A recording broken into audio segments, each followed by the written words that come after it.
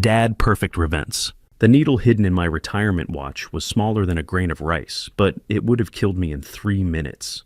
My wife of 32 years had it custom made, along with a loving engraving, Trevor Pierce, time well served. If my dead brother hadn't warned me in a dream, I'd be dead instead of telling you this story. I'm Trevor Pierce, 57 years old, and I've been an insurance adjuster for 32 years. I deal with facts, evidence, and people trying to scam the system every day. I don't believe in ghosts or dreams or any supernatural nonsense. But when my brother Bradley showed up in my dream 3 nights before my wife tried to murder me, it felt different. It felt real. Bradley had been dead for 4 years, died of what the doctors called sudden cardiac arrest while we were fishing up at Lake Superior. He was only 53, healthy as a horse, no history of heart problems. Just dropped dead on the dock with his fishing rod still in his hand. Carol had been there that weekend too, she'd suggested. The trip, actually? In the dream, Bradley was standing at the end of that same dock, wearing the flannel shirt he died in. Trevor, he said, using my full name like he always did when he was serious. Don't wear the watch she gave you, check the watch. Then he pointed to something in the water, and when I looked down, I saw my own reflection, but I looked dead. I woke up sweating through my sheets. Carol was already downstairs making coffee, humming some old Fleetwood Mac song, like she always does in the morning. We'd been married 32 years, since we were both in our early 20s. I thought I knew everything about her, every habit, every quirk, every dream. Turns out, I didn't know her at all. It was the morning of my retirement party. After 3 decades of investigating insurance claims, catching fraudsters, and dealing with people at their worst moments, I was finally done. 57 years old, full pension, decent savings account, and plans to take it easy for the first time in my adult life. Carol had been planning this party for months, rented the VFW hall, invited everyone we knew, ordered a cake with my picture on it, wearing a hard hat from my early days doing property damage claims. That morning, she surprised me with the watch. Beautiful piece, stainless steel submariner style with a blue face, came in a fancy wooden box with certificates of authenticity. Custom made by some artisan in Colorado, must have cost her $6,000, easy. Carol, this is too much, I said, and I meant it. We weren't poor, but we weren't rich either. Insurance adjuster salary is decent. I've worked my way up to senior investigator over the years, but it's not luxury watch money. You deserve it, she said, kissing my cheek. 32 years of hard work. Now, you finally get to enjoy yourself. But when I held that watch, something felt wrong. Maybe it was Bradley's warning rattling around in my head, or maybe it was 3 decades of training myself to spot things that don't add up. The weight distribution was off, just slightly heavier than it should be, and when I touched the crown to set the time, I swear I felt something that didn't belong there. The party that night was everything Carol had promised. 150 people showed up, guys from the office, neighbors, friends from church. Even our son Leonard, who flew in from Denver, with his wife and our 2 granddaughters. Margaret and Patricia are 7 and 9 years old, and they climbed all over me the minute they walked in, showing me pictures they'd drawn of Grandpa at work, complete with magnifying glass and detective hat. Carol worked that room like a professional hostess. She'd always been good at that. Social, charming, the perfect insurance man's wife, who smiled through my long hours and never complained when I had to work weekends on big cases. She wore a red dress I'd never seen before and looked younger than her 54 years. I noticed she'd lost a lot of weight too, maybe 20 pounds since Christmas. You look fantastic, honey, I told her during a quiet moment between congratulations. Oh, I've been working with a personal trainer, she said, her eyes lighting up. Nathan Rodriguez. He's been amazing. Really pushed me these past 6 months. 6 months. That's exactly when she'd started suggesting I should take some time off after retirement. Maybe go on that fishing trip to Canada I'd been talking about for years. You need to decompress, she'd said more than once. Transition slowly into retirement. My old partner Glenn spent 20 minutes examining that watch. Glenn's been with the company almost as long as I have, worked fraud cases in 3 different states. This is serious equipment, Trevor, he said, holding it up to the light. She must really love you. 32 years, I said. We've had our ups and downs, but we always figure it out. Glenn nodded. That's what real marriage looks like, working through the tough times. If only I'd known how tough things were about to get. That night, after everyone went home and Carol headed upstairs, I sat in my garage workshop with the watch. I told myself I just wanted to get familiar with it, maybe adjust the band to fit better, but really, I wanted to prove Bradley's dream wrong. I wanted to convince myself I was being paranoid. I have good tools in my garage, professional equipment I've accumulated over 32 years of insurance investigations, jeweler's loop, precision screwdrivers, digital calipers. When you spend 3 decades examining damaged property and figuring out how accidents really happened, you learn to look at things carefully. I started with a basic visual inspection under my workbench light. The watch looked perfect, professional craftsmanship, flawless finishing. But that weight issue was still bothering me. I used my digital scale to weigh it against specs I found online for similar timepieces. It was 3.2 grams heavier than it should be. That's when I noticed something else. The crown, the little knob you use to set the time, felt different when I turned it. There was a slight resistance that shouldn't be there, and when I pressed it in, I felt something that definitely didn't belong. I used my jeweler's loop to examine the crown mechanism. That's when I saw it. A tiny hole, smaller than a pinhead, right where the crown meets the case. So small I'd missed it on first inspection, but definitely there. My hands started shaking a little, not from fear, from recognition. I'd seen something like this before, about 8 years ago, in a case involving a businessman who died of mysterious heart failure. His business partner had collected a nice life insurance payout, but the family suspected foul play. We never found enough evidence to prosecute, but I always suspected that guy had found a way to make murder look natural. Very carefully, using my precision tools, I removed the back case of the watch.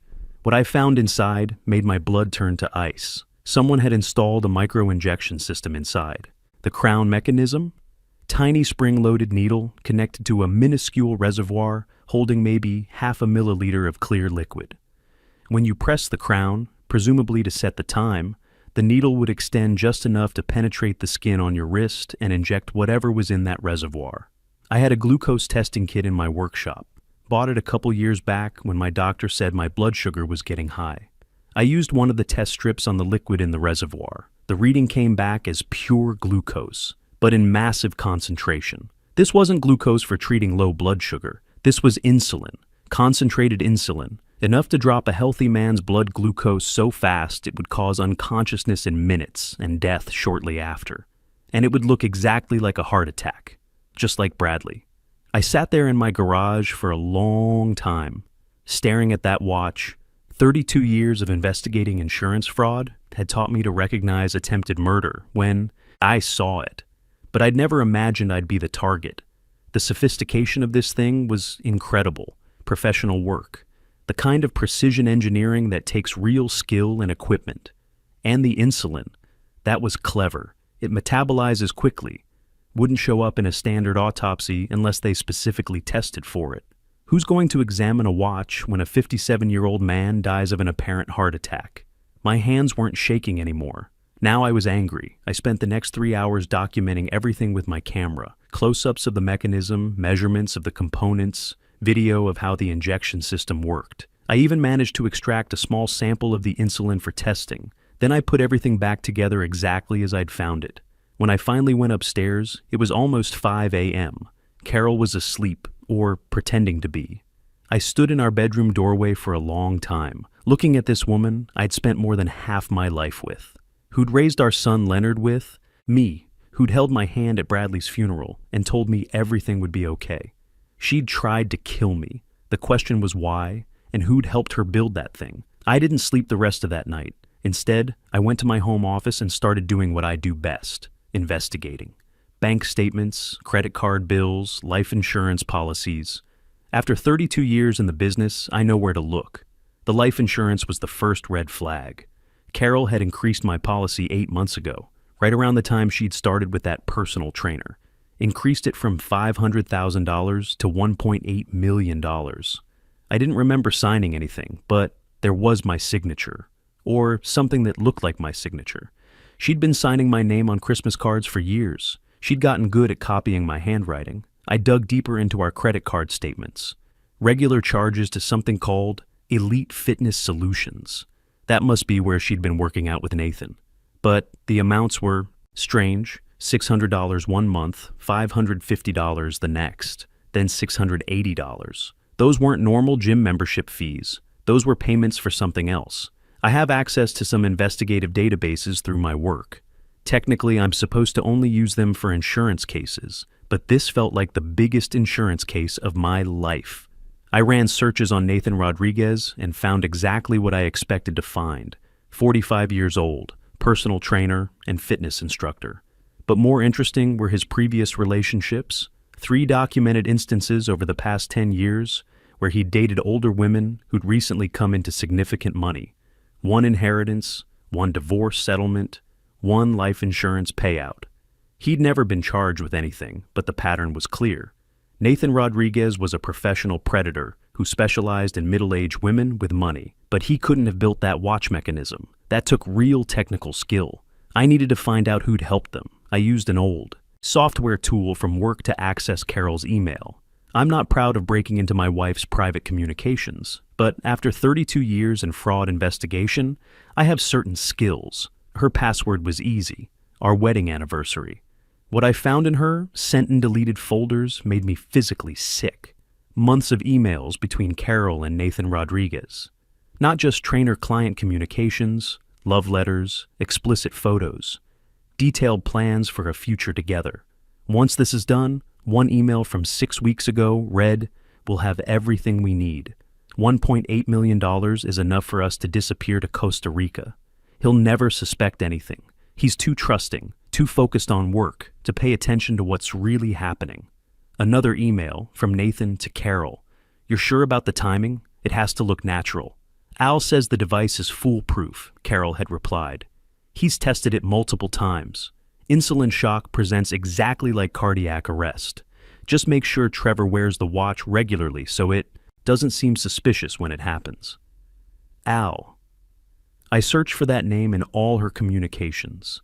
Albert Morrison, a precision watchmaker she'd met at some craft fair last spring. Their email exchanges were technical, discussions about needle mechanisms, insulin delivery systems, spring tensions, and most importantly, how to make murder look like natural causes. So, there were 3 of them. My wife of 32 years, tired of being married to an insurance adjuster who worked too much and didn't make enough money. A predatory personal trainer looking for his next wealthy victim. And a skilled craftsman willing to build a murder weapon for the right price. I sat there watching the sunrise through my office window, thinking about Bradley, about how he died with Carol right there, supposedly trying to help him. About how she'd been the one who'd suggested that fishing trip. About how she'd held my hand at his funeral and cried real tears. She'd killed my brother to practice, to see if she could live with herself afterwards, to test whether Albert's method really worked. Then she'd waited 4 years to try it on me. The patient, calculating coldness of it was almost impressive. If I wasn't the target, I might have admired the planning. I should have called the police right then. Should have turned over everything I'd found and let them handle it. But 32 years of investigating insurance fraud had taught me something important about the legal system. You need evidence that will stick. You need to catch them in the act. You need a case so airtight that no defense attorney can poke holes in it. I spent the next 2 days playing the role of happy retiree. I wore that watch everywhere, made sure Carol saw me checking the time, talked about how much I loved her gift. "Best retirement present ever," I told her over breakfast. "I'll never take it off." She smiled and kissed my cheek. "I'm so glad you like it, honey. Be careful with it, though. It's irreplaceable." I bet it was. Irreplaceable. Probably took Albert weeks to engineer that injection mechanism.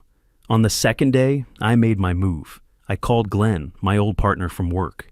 We'd been investigating fraud cases together for 15 years before he transferred to the corporate office.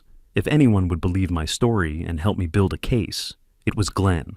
"I need a favor," I told him when we met for coffee at our usual diner. "Off the books." Glenn looked at me over his coffee cup. We'd been through enough cases together that he could read my moods. "What kind of favor, Trevor?" I slid him a flash drive across the table. Everything's on there. Photos, emails, financial records. If something happens to me in the next few weeks, take this to the state police. "What the hell is going on?" "Insurance fraud," I said. "The biggest case of my career. and I'm the intended victim. I gave him the basics: the watch, the insulin mechanism, the conspiracy between Carol, Nathan, and Albert. Glenn listened without interrupting, his investigator's mind processing the information.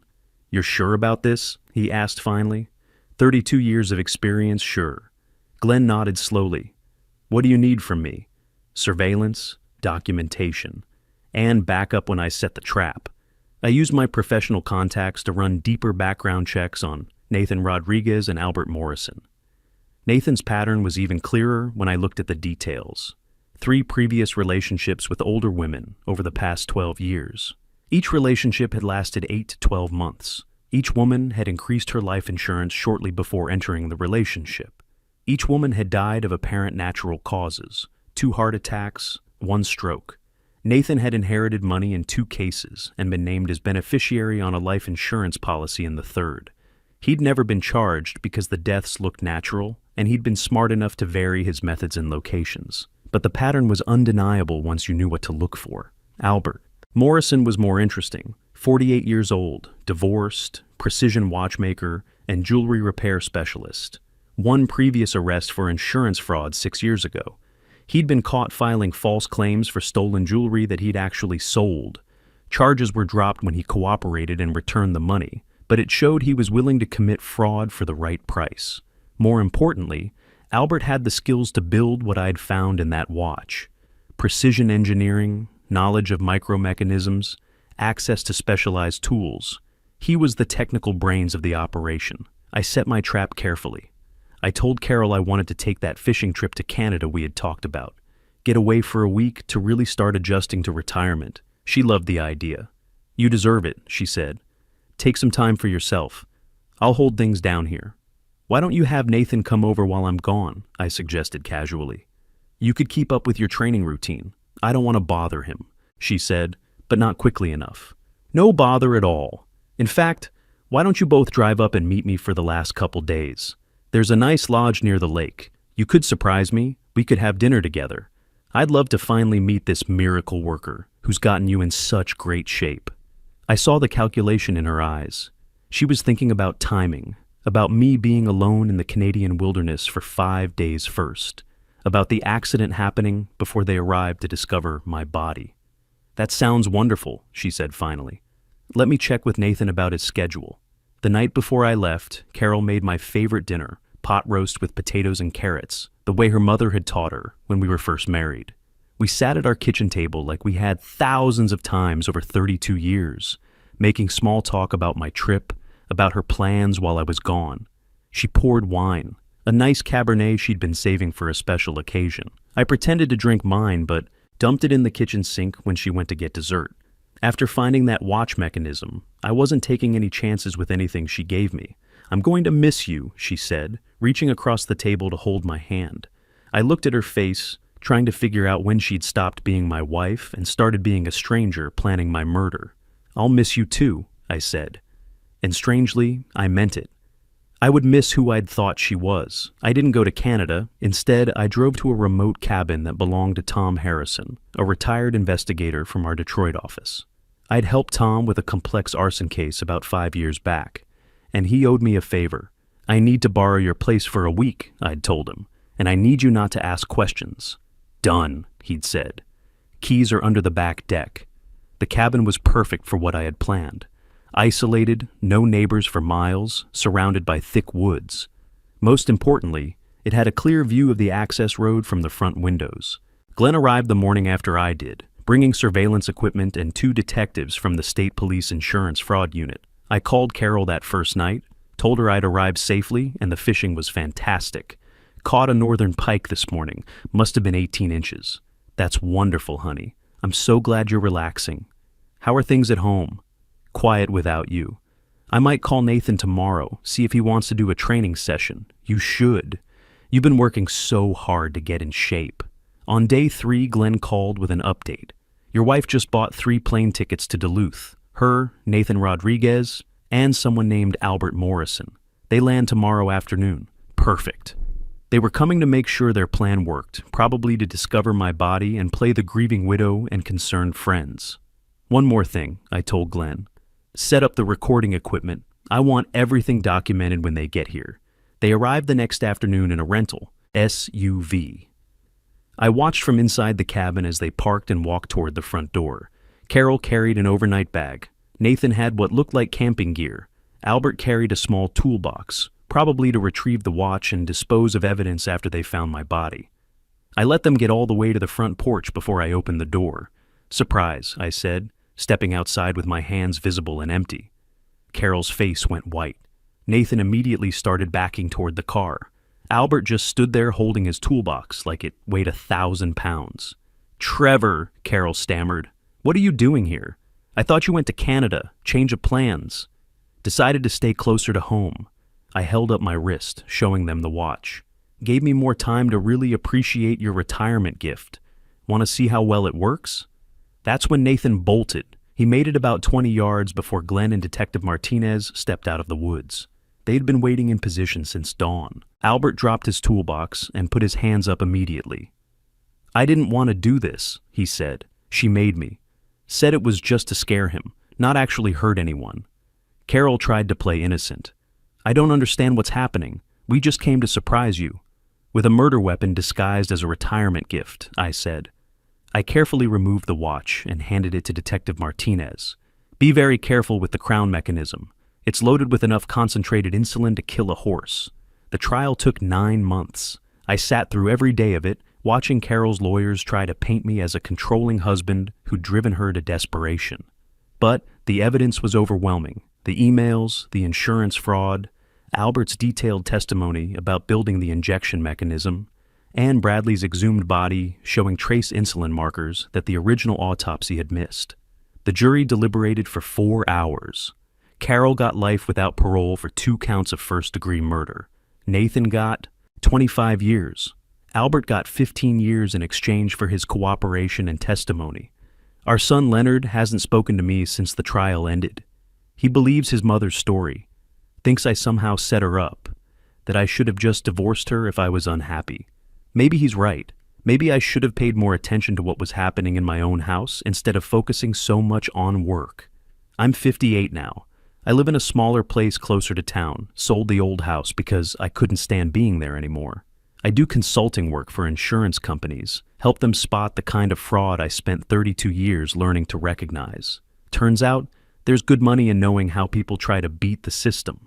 The girls, Margaret and Patricia, still send me birthday cards and drawings. Leonard doesn't know. His wife secretly gives them my address. They're 9 and 11 now, growing up without really understanding why Grandma disappeared and why they only see Grandpa a couple times a year. Some nights I still dream about Bradley. He doesn't talk in these dreams anymore. He just nods, like he's satisfied that justice was finally done. Like he knows his warning saved my life. Last month I went to Bradley's grave for the first time since the trial. I brought coffee. He always loved terrible gas station coffee that could strip paint. I got them, I told him, all 3 of them. They'll never hurt anyone else. The wind picked up through the cemetery trees, and for just a moment, I swear I heard his laugh. That's why now, when people tell me about strange dreams or gut feelings they can't explain, I tell them this: listen, pay attention. Bradley saved my life from beyond the grave, and your instincts might be the only thing standing between you and someone who's supposed to love you. Trust your gut, check the details, and remember, sometimes the most beautiful gifts come with the deadliest intentions.